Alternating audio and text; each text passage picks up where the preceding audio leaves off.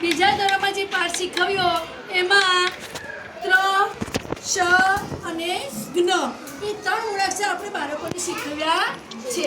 તો આજે આપણે એક રમતનું બનાવ્યું છે કે ભાઈ ત્ર માટે શું મૂકીશું? ત્ર માટે શું મૂકીશું? ભાઈ શ માટે શું મૂકીશું? ચોરસ. અને જ્ઞ માટે શું મૂકીશું? ત્રિકોણ. તો જે શબ્દ પર જે મૂળાક્ષર આવે એ મૂળાક્ષર પર આપણે આ આકારો મૂકવાના છે. ચાલો હવે અહીંયા છે પોષ. બોલો ને બસ શું મૂકવાનું છે? શું છે? સબો શું મુકાય? મૂકો મૂકો. હા સબ શું મૂક્યું? ચોરસ. તારી પાડો. ચાલો હવે અલ્ફીના અહીંયા જુઓ.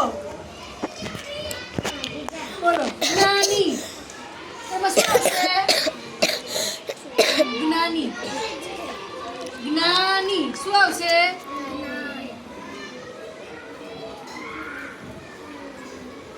શું મકાશે? બોલ. હા તો મૂકો.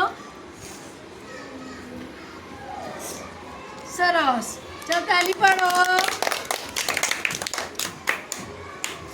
ચલો શીફા. ત્રાસ. હા એમાં શું મૂકીશું? ગોળ. શું મૂકીશું? એટલે આવી રીતે શબ્દો આપણે કરીએ અને બાળકોને એ મૂળાક્ષર ઓળખતા ફાવશે. બરાબર છે? ચાલો હવે વાત્રક. સાજ્યા વાત્રક. આમાંથી વાત્રક જો. આમાંથી વાત્રક. ચાલો એમાં શું આવશે? ગોળ. તો મૂકો. સરસ. તાલી પાડો. ચાલો હવે જળ. જળ છે. જળમાં કોઈ મૂળાક્ષર આવે છે? એટલે આવા શબ્દો પણ મેં લખ્યા છે. ભાઈ દાન. દાનમાં કોઈ મૂળાક્ષર આવે છે? ના. જ્યારે બેન આપણા આવા શબ્દ બોલે તો છોકરાને ખબર હોવી જોઈએ કે આ મૂળાક્ષર આવતા નથી. ચાલો 3. બોલો 3 આમાંથી 3. હા 3માં શું મૂક્યું? ગોળ.